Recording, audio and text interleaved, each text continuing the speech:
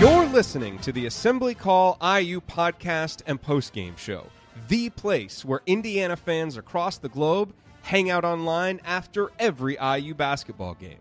Join us for our live broadcasts on Thursday nights and immediately following every IU game at our website, assemblycall.com. That's assemblycall.com.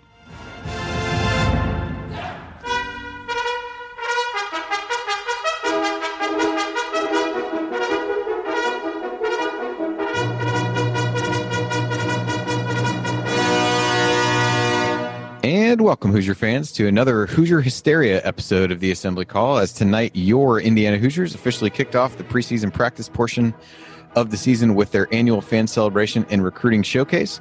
I'm your host, Andy Bottoms, here with Ryan Phillips and man on the scene, Jerod Morris, who will be joining us and has joined us already live from Simon Scott Assembly Hall. So let's start tonight's show as we start every show, and that is with our Hoosier Proud banner moment.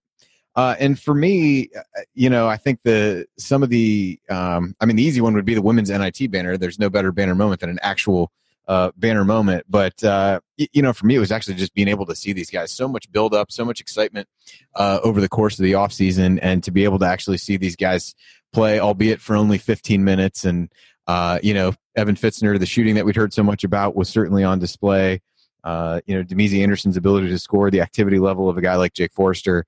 Some of the, again, as we are wont to do, we'll probably read too much into a scrimmage here, but at this point, it's all we've got. But I think some of the things that you looked at and you pointed to about what we hope this year's team would be and their potential ability to hang a banner, I think you at least saw in brief flashes some of those things. And Archie Miller said in his comments before that was excited to have the crowd be there to watch these guys grow.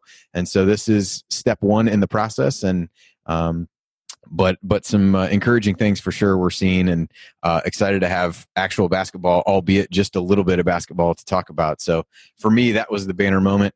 I'll go to Jerod here in a second, see if maybe he has one that he would throw in on top of that. But today's Hoosier Proud banner moment is brought to you as always by Hoosier Proud and now their new brand Home Field. For years, Hoosier Proud has been the best place to find Indiana-themed apparel made by Hoosiers for Hoosiers. And back in August, they took that expertise and created Home Field, a premium collegiate apparel brand that tells unique stories about each school. So now you can find the comfiest and most unique IU apparel at homefieldapparel.com. At HoosierProud.com, their flagship site, you can still find the best slate of Indiana-themed apparel, all while sending 10% of your purchase to causes around Indiana like the Julian Center for Empowering Survivors of Domestic Abuse. This week, be sure to check out Home Field's IU Champions Tee, featuring the 5 championship years and a vintage IU basketball design, which I actually am wearing right now. And don't forget to use code ASSEMBLY at checkout at either site to get 15% off your first purchase. That's promo code ASSEMBLY at HoosierProud.com or HomefieldApparel.com. Now it's time to move the ball, find the open man, and get some opening thoughts from the rest of our team. And I will start with who has been described as Indiana radio's most opinionated, polarizing, and over-the-top personality. He is Ryan Phillips. Ryan, what was your rant? Any rants from the show? I have a feeling I know what it might be, but any rants from Hoosier Hysteria? I don't know what you're referring to, but I'm excited to find out. But no, my thing was I thought it was a little short. I thought they could have gone a little longer. I thought they could have maybe let the scrimmage play out a little more, do like 2 halves of a scrimmage or something like that.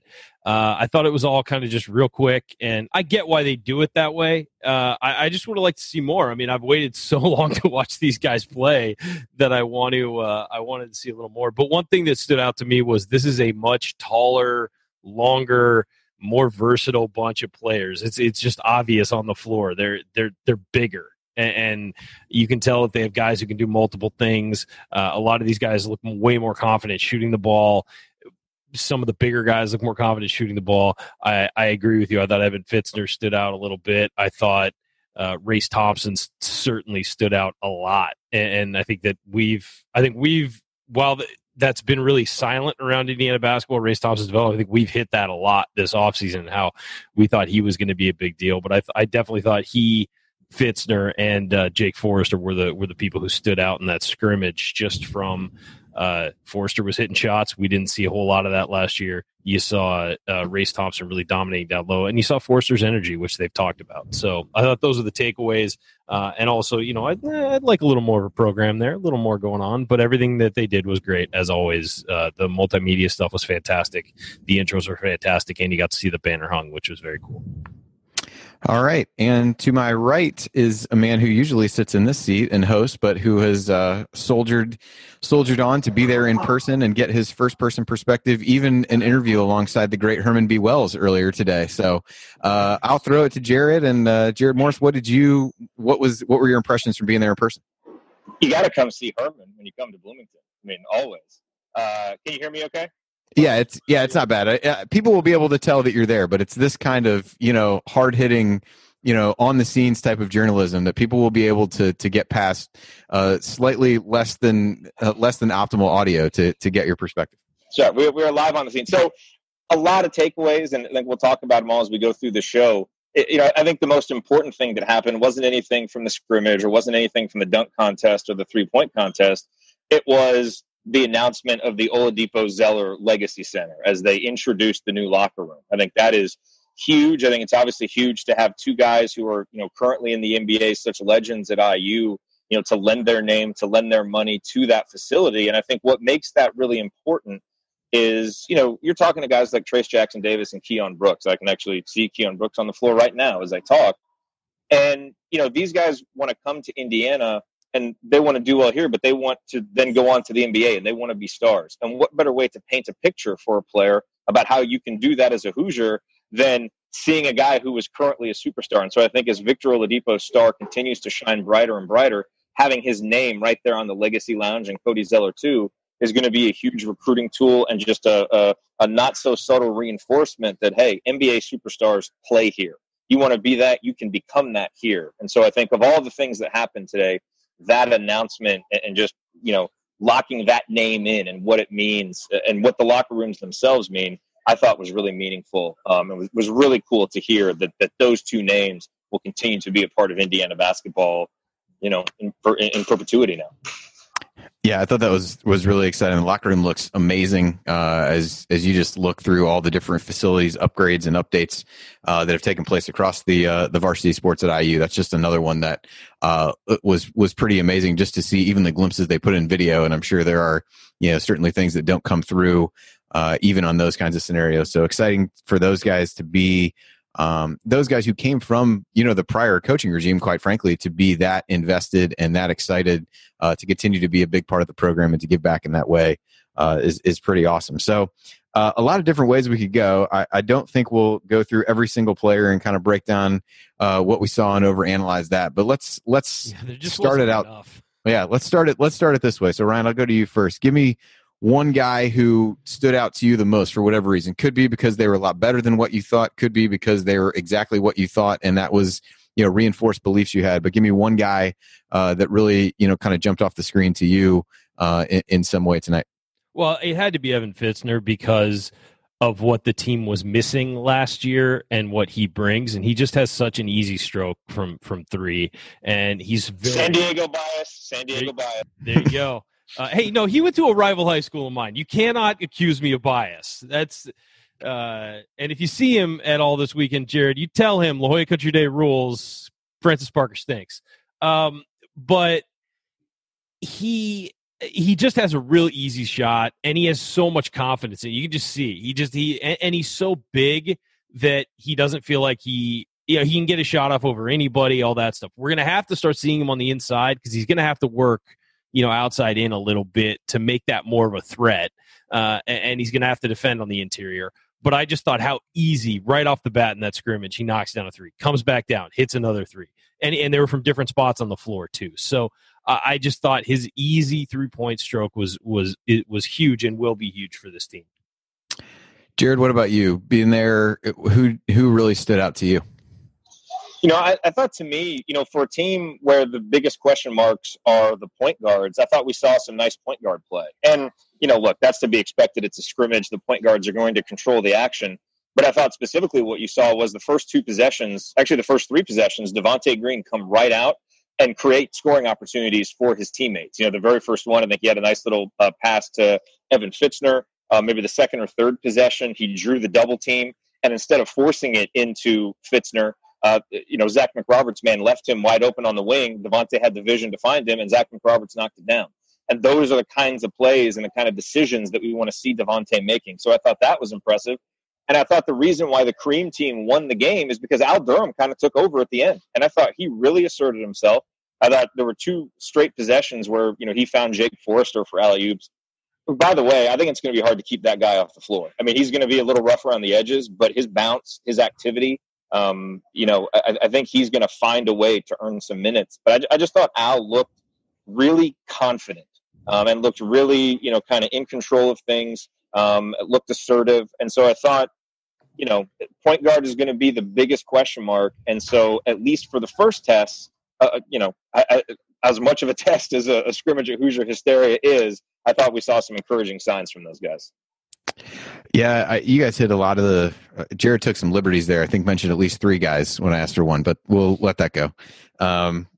But Forrester is one of the guys I would have mentioned. But since you touched on him already, I mean, I'll certainly say Race Thompson. Ryan, I know you mentioned him in the opening, but I think just from an activity level standpoint, showed different ways to score, stepped out and shot a 3. And I think that's something that Archie said earlier in the week about him, was that's going to have to become a part of his game to really step out and face up. And just an activity level. They talked about he's a guy who really likes to get in there and mix it up. And I think you saw that over the course of the game tonight. And I think when you look at him and Forrester in tandem, they can be some interesting compliments to Juwan Morgan. They can be guys who may have to spell him when he comes off the floor.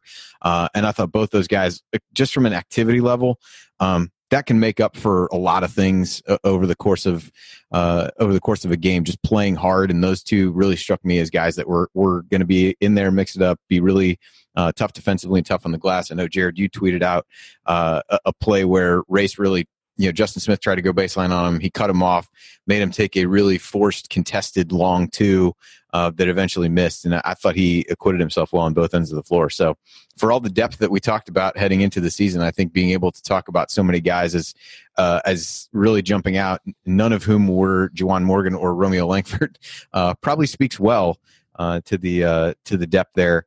I'd like to cut in and break some news real quick. I would like to report live from the scene that I just watched Trace Jackson Davis and Keon Brooks walk up the bleachers and then walk underneath the banners and out of Assembly Hall. So I'm assuming they are now going off on their evening to have a fun adventure. But I did see them, and it looked like Keon Brooks is wearing a Vancouver Grizzlies jersey. Not sure what player, but interesting. Marbury, maybe? I think it was reported earlier on Twitter that it was Mike Bibby. Mike Bibby. Okay, that makes sense. Very nice. Yeah, we're really piecing together all the hard-hitting stuff here, for sure. They seem to be enjoying themselves. So all right, good. Just good. We appreciate that. Stop stalking high schoolers, Jerod. I'm just watching. Hey, by the way, yesterday when I was at Best Buy, I had to go to Best Buy because I forgot a cord, and I'm FaceTiming with my wife and my daughter in the car, and a little Jeep pulls up right in front of me, and I look up, and it's Juwan Morgan.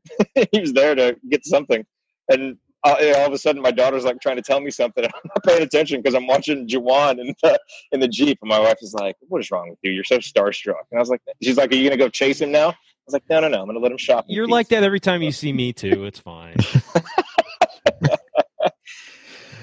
All right. Well, so on that note, sorry to derail the show, Andy. No, you're good. Yeah, Ryan and I never do this to you, so this is unfortunate. All right, so we didn't really talk too much about Juwan quite yet, but certainly I think we'd be remiss not to talk about him at all. So his team, along with Brennan Wise, won the 3-point contest the way they did it, where a person from the men's team was paired up with the women's team. I thought his shooting looked pretty good there. He was out for part of the scrimmage in the middle, but I think he had a bucket inside, had another and one finish. Jerod, as you mentioned, good to see him make a free throw. Jerod, I'll go to you first. Any thoughts around Juwan that you kind of saw from him there? Was it just kind of a guy that you know what to expect, that's the leader of the team, did exactly what you think he would? Yeah, it seemed like it. Nothing really jumped out. It's a little – the media wasn't allowed on the floor today because of the light projections that they had. So I didn't really get a chance to get as close as I wanted. And my vantage point was up here in Section K. So, it was tough to kind of see up close and see some of the interactions. It was a little bit further away. But, yeah, I mean, I thought it was nice that he, went out there, helped win the 3-point contest. I thought his shooting stroke looked really good. And it seemed to me like, scrimmage, he was just willing to kind of, take a back seat a little bit, let some of the other guys kind of take charge. But, nothing in particular really jumped out. Yeah, I thought it was interesting the way they split the teams up with him, because you kind of look down those rosters, and the red team had Romeo, Fitzner, Justin Smith, McRoberts, and Devontae. So a number of guys that you think are going to be in the mix for starting spots. And then it was really like Juwan and Al on the white team that you knew what you'd get. And, maybe they knew that Race Thompson was going to score 9 points in the scrimmage, and Jake Forrester played well. Jerome Hunter played well on that team. But I thought it was kind of a, again, it's easy to read a lot into this, but it was just kind of a like, all right, well, let's just see if the guy who we expect to be the leader of this team can will what maybe is a less talented group to victory. Ryan, did you take anything away from how they split these guys up for the scrimmage? I just thought it was odd that it was Juwan and really a group of guys who I would not anticipate starting at least at the beginning of the season. No, I mean, I think it was probably just the coaches said, nah, let's go with this lineup. I mean, the coaches put way less thought into this as far as like the results and stuff that we're going to. I mean, this is all we're going to be able to talk about for a month, because this was our only glimpse of the team. But honestly, as Archie Miller said when he came out, he's like, yeah, we're just going to put on a show for you tonight. This isn't a serious practice. And so I don't really put much stock into anything we saw tonight because, it was all for fun. It wasn't a serious practice where they're going to go watch film of it later and break things down. Or even if they do, there's 15 minutes worth of film to watch with a running clock. So there's nothing really to take away from a serious perspective. I think they probably just put the teams together and said, oh, this will work. This will work. This will work. All right, go do it. I mean, we've seen in past Hoosier Hysteria. I don't know if it was past Hoosier Hysteria or back when they did it a long time ago before it was named Hoosier Hysteria. We've seen guys change teams in the middle of the game. I mean, it's a practice, it's a scrimmage, it's supposed to be for entertainment purposes, and really that's all it is. So I don't put too much stock into anything we saw tonight, who started, who played where, who played with who. We'll start to see that when the season kicks off, and we'll start to hear from, when we get actual practice reports, what's going on. All right, Jerod. So you were there to see Romeo's first action on the floor at Simon Scott Assembly Hall. The ovation at the beginning was obviously huge. He won the dunk contest, and the kind of the final round of that was a little bit anticlimactic. But first impressions of Romeo. Wait, I have a question. Is that what you thought my rant was going to be? No, I thought it was going to be because you had complained about not streaming it for free. So I assumed that is a rant I should have gone on, but we'll talk about that later. We'll save that for later. Well, now I can't like tee you up for it. I mean, that needed to happen organically. So Jerod, I mean, impressions of yours of Romeo, mine from watching him was just like, he makes everything look really easy. And I think that was really the big thing for me. It didn't really look like he was like jumping that hard. Jerron Davis was even saying similar things when he was on the broadcast for the dunk contest. It's like, he's not really doesn't look like he's doing anything, but he's, making some pretty impressive plays. What were your impressions of him? He's just such an effortless athlete, and that doesn't mean that he's not providing effort, but he's just so smooth, which is what Archie alluded to when he said if he was an NFL player, he'd be Randy Moss. If he was a sprinter, he'd be Usain Bolt. Like, he's just got that about him.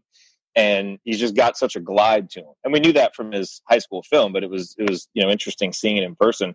He came out for the player introductions as expected. His ovation was the loudest. You couldn't even hear his name be called. I will say, for the record, Juwan Morgan's introduction was the same thing. You couldn't hear his name either. So it was nice to see that level of appreciation, from the fans for the guy who's been there for 4 years and the new guy as well.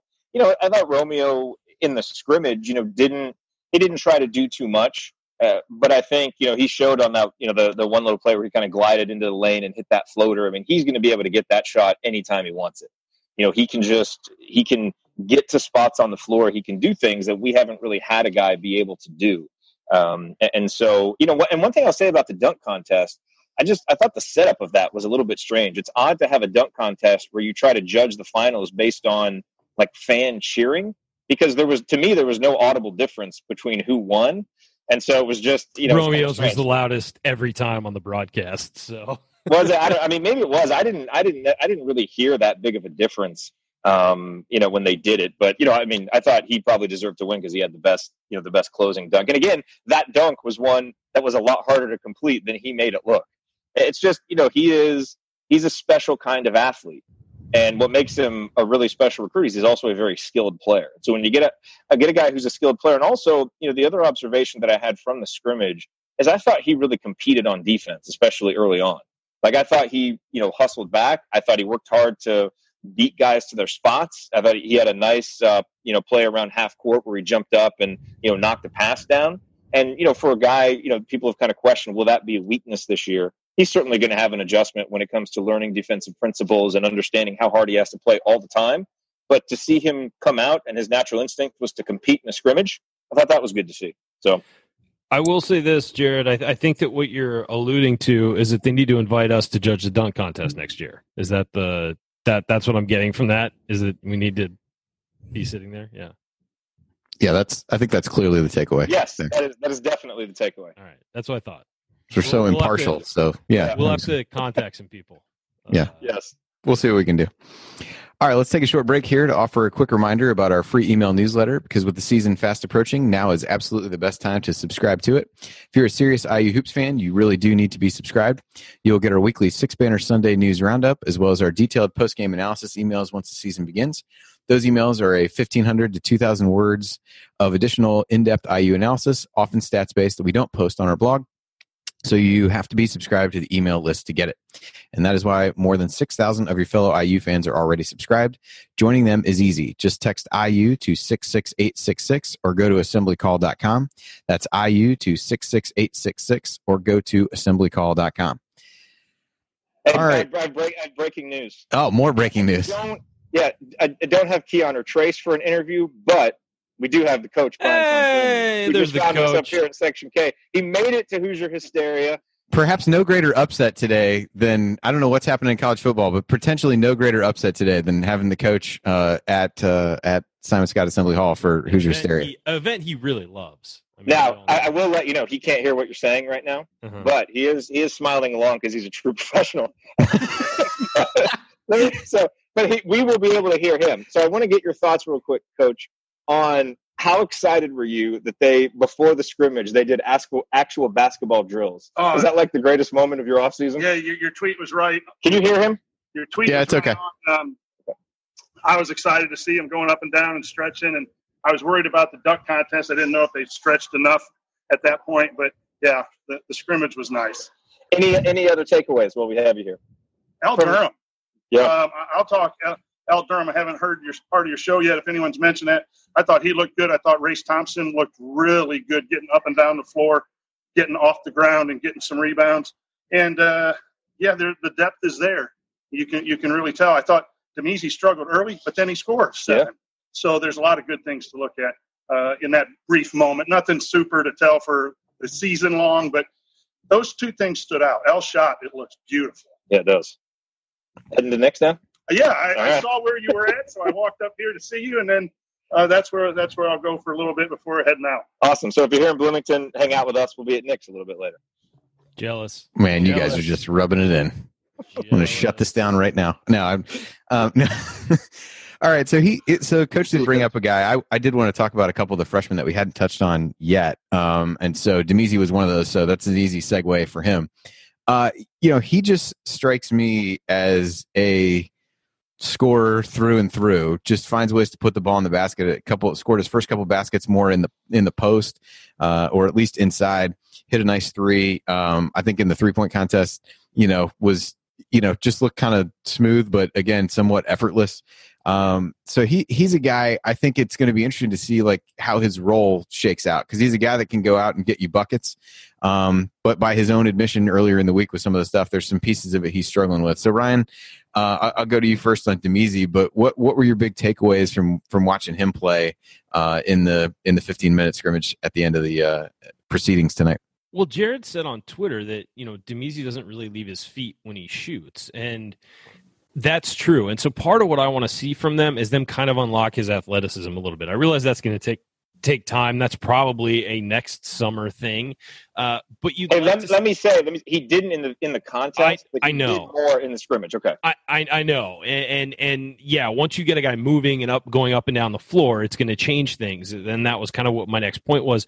But you want to see it where that is every time, every action he has, that he's not so flat-footed. Because I thought at times in the scrimmage he did look flat-footed. Now, again, he's a freshman. This is all new. As he said, he struggled with some things. He struggled with the speed of things, and he's going to. That's just the way this plays out when you're a freshman entering college. But I would say that I think that it would be nice to see sort of a little more athleticism in it, because we know he can score. If you can knock that up a little bit, that the ability to, maybe add a couple inches on the vertical, maybe be a little quicker side to side and getting up and down the floor, I think that you could really turn him from a guy who looks like he'd be a nice piece to being a really good player. And I think that that's sort of what they've got to try and do. And I'm sure, the coaches know that. That's the next step with him, I think. Getting him comfortable in college and then working on making him a little bit more explosive. If you're going to have a score, you got to have some explosiveness to it. Jerod, so the other guy I wanted to talk about, I'll go to you first on this, but I'm sure Ryan will have some thoughts as well, was Jerome Hunter. I thought I'll let you give your perspective first about him and kind of what you saw from him in the scrimmage. I thought he was very willing to shoot. He clearly had confidence taking outside shots. I don't recall him making one, but he took a few of them. Really, I thought he was one of the guys that didn't stand out a ton to me. But I thought he was aggressive offensively. I think obviously, his length and just the overall length. Even from sitting up here in Section K, you could just tell that this is a longer, more athletic team, and he's a big part of it. So, I thought what we saw from him today in the scrimmage reinforced what I think we'll see from him during his freshman year, which is a lot like Justin Smith last year. He's a guy who's got some ability. He's a guy who has some understanding to get into the right spots, but he'll probably struggle and be inconsistent early on. And if he can come along like Justin did last year, I think he's got a chance to be a really important part of the rotation, maybe even a starter later on in the season, because you can see kind of the talent and the ability there. But, now you've just got to start kind of chipping away some of the rougher edges. Yeah, it's an adjustment period for everybody. It's going to be for these younger guys. And I thought that Jerome looked, like a guy trying to figure it out. But the thing is that, from what we saw, we don't really know. This could have just been an off scrimmage for him as far as scoring or whatever, and that, he'll have one tomorrow where he lights it up. And that's what you're going to get with freshmen, is a little inconsistency, maybe trying to feel their way through. I did think he was willing to shoot, which is a good sign. He's not shy, and that's great, especially for a guy who hasn't played basketball his entire, at a high level for a super long time. I think that that he'll be fine. And I agree. I think that if he follows the Justin Smith track, as we saw last year, and just gets better as the season goes along, that'll be great for Indiana, especially heading into his sophomore year. You'll see him really take a step forward, because I think talent-wise, he's better than Justin Smith. And that maybe not physically, but talent-wise, I think he is. And as far as his ceiling is higher. So we just want him to get on that track as a freshman where he's consistently getting better all year. I think I'd be happy with all of the freshmen, just a steady improvement all year, as opposed to maybe exploding onto the scene and peaking out early. I want to see these guys really get better as the year goes along. I think what I saw from Jerome was a guy who's going to be able to do a little bit of everything. And so even though I think I only had him for 2 points in what I had, but I thought he rebounded the ball really well, particularly at the beginning of the scrimmage, and then had the skill on one of them at least to rebound and then really push it up the court, and it led to a Race Thompson dunk. So I think that versatility of what he can do. He's talked about, trying to improve his perimeter skills and those kinds of things. But yeah, he seemed to me to be a guy who could do a little bit of everything, and is there'll be nights when he might score, 10 or 12 points. And there might be other nights that he scores 2, but still is able to impact the game either defensively or from a rebounding standpoint. So I thought that was a positive with him for sure. We touched on, I think that's most of the freshmen. Didn't talk about Rob Finney. Didn't start. I thought he had a nice defensive sequence on one of them. Let's hit a couple of the returnees, and then maybe we can wrap up here. McRoberts was one, the hardest working player in the country or something as part of his intro. Yeah, he was introduced as the hardest working man in college hoops. Nice. So I thought, I was in Jay Billis, but okay. I thought Yeah, it I was was gonna Alex say Bozich. that. Nice. So Jerod, the way they did the 3-point contest on the feed was a little bit hard. You didn't ever really get to see consistently, straight through one side of things going. So it was hard to really get a good read in a lot of cases on how guys' shots look. But he's a guy that we've talked about being able to really knock down and take shots. He did hit one early in the scrimmage. Any impressions from you on what his shooting stroke looked like, maybe compared to last year while he was shooting in the 3-point contest? Nothing from the 3-point contest. Number one, just the setup of that I think is odd. We've got two people shooting on each side, so it makes it hard to follow. And I think when he was shooting, either Evan or Demezi were on the other end, and so I was focused on those guys. Either way, I wouldn't take much of a 3-point contest because you're never going to be in a game picking a ball up off of a rack and shooting it. You're going to be, shooting it off the dribble. You're going to be getting a pass from somebody. And I thought, the very first opportunity Zach had to come in and knock down a shot. I mentioned earlier when Devontae found him in the corner and he took it. And that's the kind of assertiveness we need. Zach doesn't need to hunt shots. He doesn't necessarily need to look for shots. He just needs to take the shots that find him. Yeah, and I thought, too often last year he would pass those up when a lot of possessions, he's getting a good shot with 15 seconds left in the shot clock. And that's the best shot you're going to get the entire possession. And you end up with a worse one, with 3 or 4 seconds left in the shot clock. So he's going to have openings because there are so many guys who you're going to pay attention to.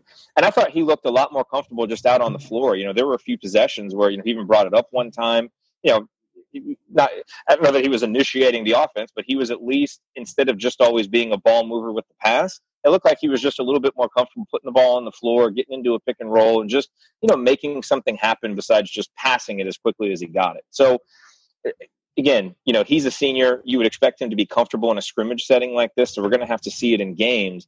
But if at a minimum he's just more ready to step up and shoot those open threes from the corner that he took, he can be a really solid 3-and-D weapon for this team, and that'll keep him in the rotation all year long.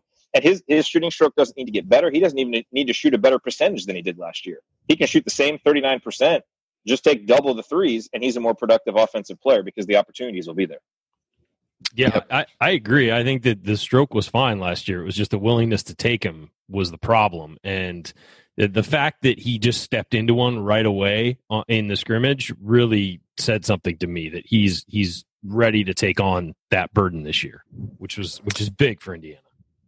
Yeah, the other returnee I wanted to hit was Justin Smith. We haven't talked about him too much at all lately. Had a good showing in the dunk contest. I feel like his legs are like tree trunks at this point. The way that he's good. Yeah. So that was a development that at least was visible there. But Ryan, anything stand out from you, from Justin in the scrimmage, or anything you saw from him today? No, just straight up physically, he looks better. And I didn't think he was a guy who didn't, have a good body last year, but he has more of a basketball-based athletic body than I think he did last year. Last year, he seemed like he was just kind of tall and skinny and athletic, and now it looks like he has a body built for to be a basketball player. And you guys remember, we saw OG Anunoby in person, and we're just like, oh God, look at, his calves were enormous and his thighs were enormous, and it was just, he was built physically to be a basketball player. And I feel like Justin Smith looked a lot more like that out on the floor, and just the way he was moving, he looked a lot smoother. He looked a lot more like he was more of a quick twitch athlete who plays basketball as opposed to just being a tall, skinny, athletic guy. It just looked like he is built to play the game now, and I think that's a huge development for Indiana because he's a big part of this year. He's going to have to step up and be the third option, and he more than likely, as far as we're looking at it right now. And so I think that's a huge development, and dude looks like he's ready to play. All right, Jerod. So this is a question for you, since you're there, and it seems like you were kind of walking around the line at Hoosier Hysteria and things like that. I think we've certainly seen this from the folks that we interact with on the show, just kind of with the excitement about this upcoming season. Give us a feel for, what you took away from being able to be there, be around the fans, the people, waiting in line to get in. What's the general vibe there as you talk to people and get ready to head into the season? The general vibe is a lot of enthusiasm about this team of course, because of Romeo, but also because you have a returnee like Juwan, and because of the overall recruiting class. I think there's also a certain level of impatience because the offseason has been so long, and because of all the good news that we've had this offseason, it feels like this offseason is dragging on so much longer than other ones have. So people are just salivating and ready for any type of basketball, which we got today. But I also think there's for this program not making the NCAA tournament for 2 straight years, there's a very calm confidence about it. And I think, that's natural because it's the fan base kind of following the lead of the head coach, who I think is setting a really solid tone for the program.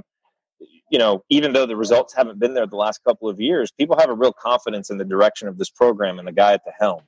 And so I think that's really what I took from it, is people are just very much expecting this team to get better. I don't think anybody's expecting miracles, but they're expecting an entertaining season with a team that's going to play an entertaining brand of basketball, but also a disciplined brand of basketball, and a lot of talented, fun athletes to watch. And so I just think, that, and I think that will really carry over into the season. I think we'll see a lot of really enthusiastic crowds. And I think as long as everybody is patient and understands that it may take this team a little while to gel and for young guys to get their feet under them and all that stuff, the team has a chance to be really good by February and March. And I think everybody recognizes that. And that's why there's so much excitement. And you know what else is exciting? This team might even be better next year, too. So you feel like you've got an exciting season on the docket right now. And really looking forward to this season. But when you take the long view of the program, you're looking at, well, this season will be fun, but next year could be even better. And I think we haven't had that in a long time. And I think that we're looking forward to this season when certain guys are seniors and certain guys are probably going to be heading to the NBA, and we're targeting this year. And then, well, let's hope we get some great recruits and can, bounce back real quickly. I feel like this feels different than we felt in a while, in that it's not only a chance for a great season this year, but they're building something that's really special. All right, so we're going to go to last call here in a second, but we've talked a lot about individual players as we've talked through things so far. But I'm going to ask you guys to give me one aspect of this team that you feel better about, or maybe just differently about, after having actually seen them in action. Ryan, I'll go to you first. What stood out to you from a team perspective, not necessarily individually? Size and versatility. I think that these guys look, not just, we knew they were going to be taller and longer and more athletic and all that stuff, but I feel like they're actually bigger than we thought they would look. And maybe that's just the offseason conditioning program, or just, most of these guys, we've seen their video online from their high school seasons. Obviously, they've been working out. They look bigger. They look more put together, and they look like they can be versatile. I mean, you look at Race Thompson stepping out on the perimeter, and he was banging inside. I mean, Jerome Hunter, looking at him on the floor, do you have any doubts that he could defend a post-up if he needed to in a pinch? No, of course not.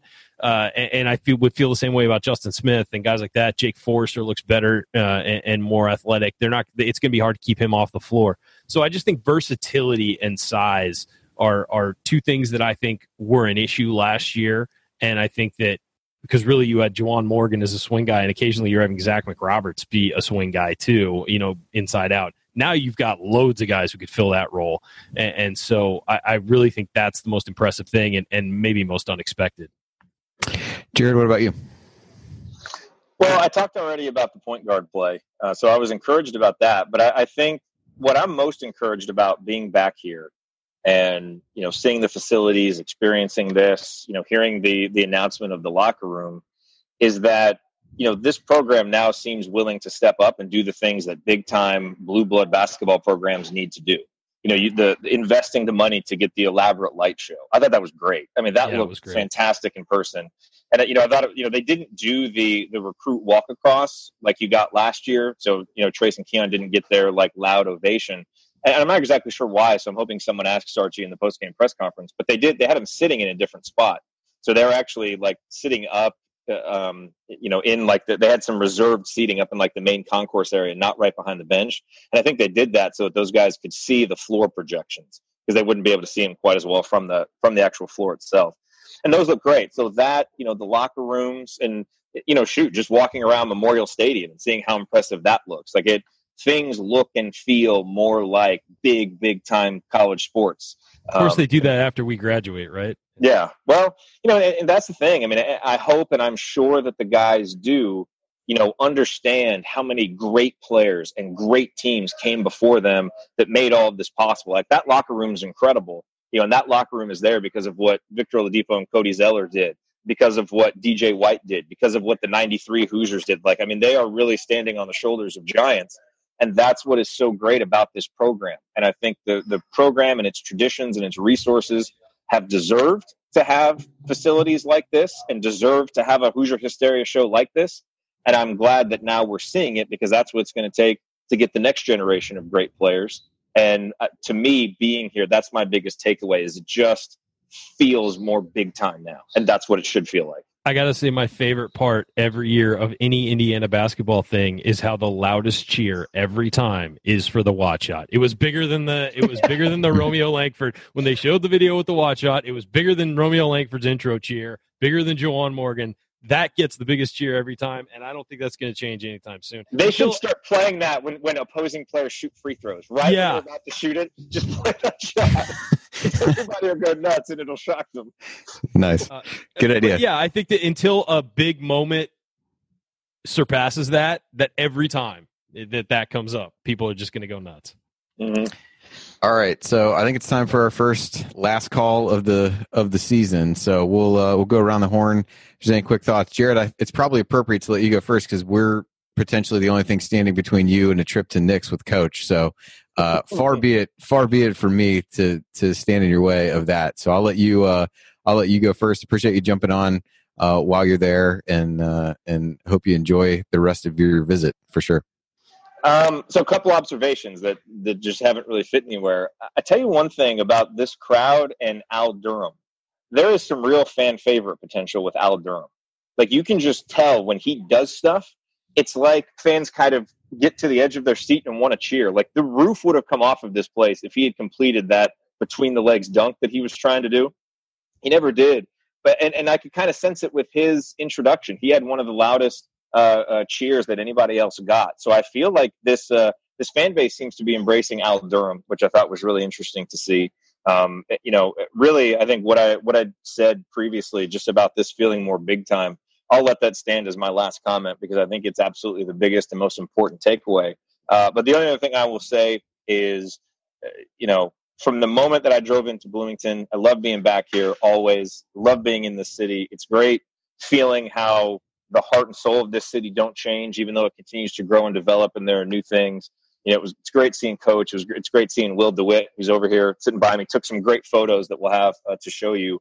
But it doesn't feel right being here without you guys, who are such incredible teammates as we get ready to enter our 8th season.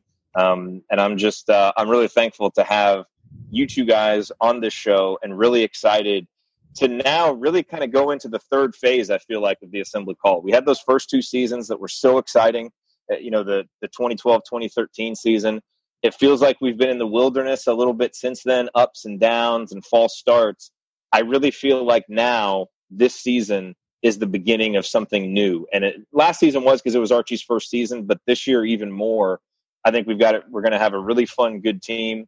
I think the future looks bright, and I am, really, really excited to watch it and chronicle it with you and the chat mob and everybody else who makes the Assembly Call community so wonderful. So I'm just I'm excited for the season, and excited.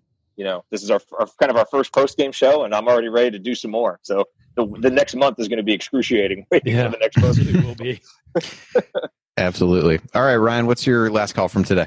I just thought it was fun. I mean, I know I complained it was a little short, but I will say that Indiana, if you're listening, don't stick this on BTN Plus.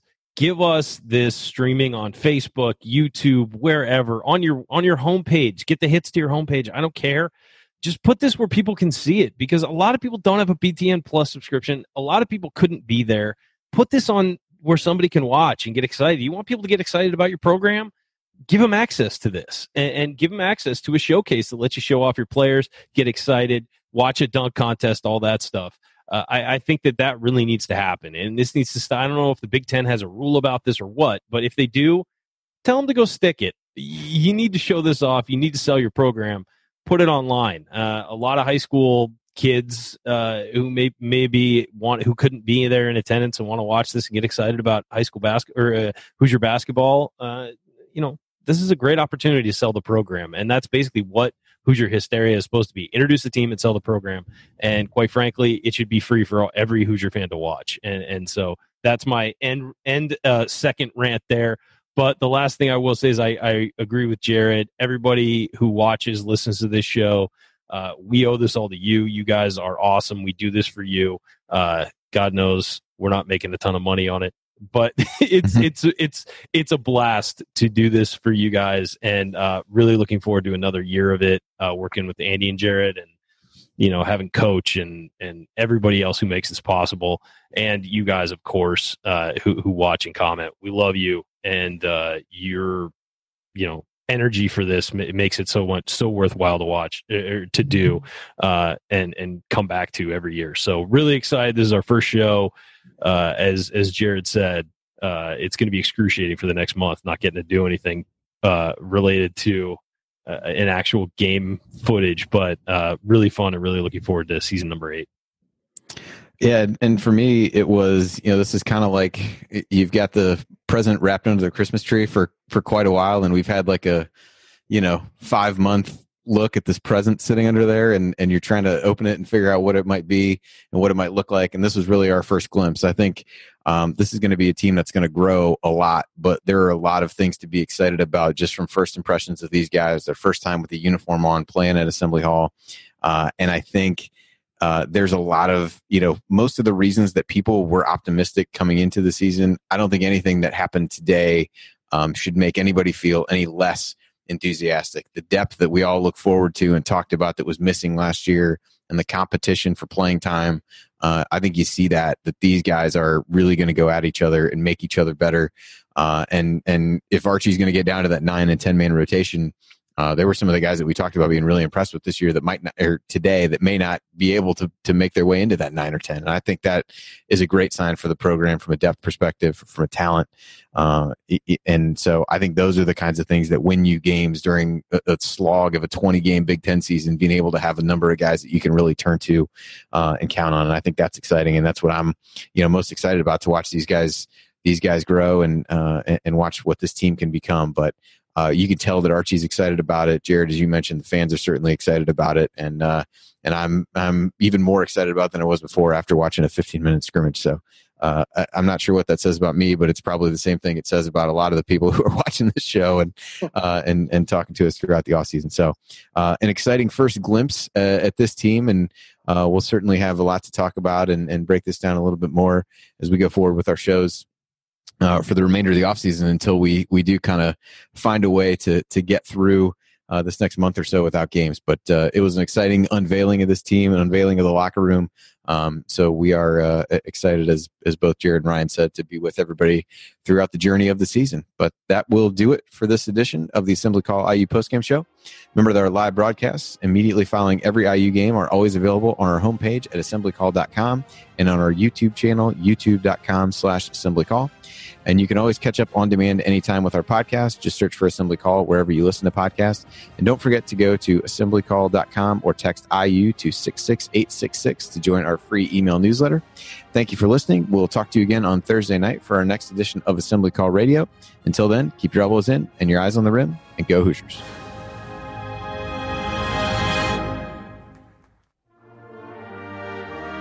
Thank you for being here and for listening to this episode of the Assembly Call. We appreciate it. And we really do rely on the support of audience members like you to keep our show going and to keep growing. And so we have set up a page on our website at assemblycall.com/support that lists 5 ways that you can support the Assembly Call. And we encourage you to choose whichever method is the easiest and most convenient for you. One of the methods is donating, and so many of you have donated, and we appreciate it so much. On that page, you can choose a monthly recurring donation or an annual recurring donation or just a one-time donation, whatever works for you. And if you don't want to donate, another way to support the show is you can use our affiliate URLs, iutickets.shop or iustore.shop, when you're going to shop for tickets or gear, and we will get paid a small commission when you use those links. But however you support the show, we appreciate it. Thank you.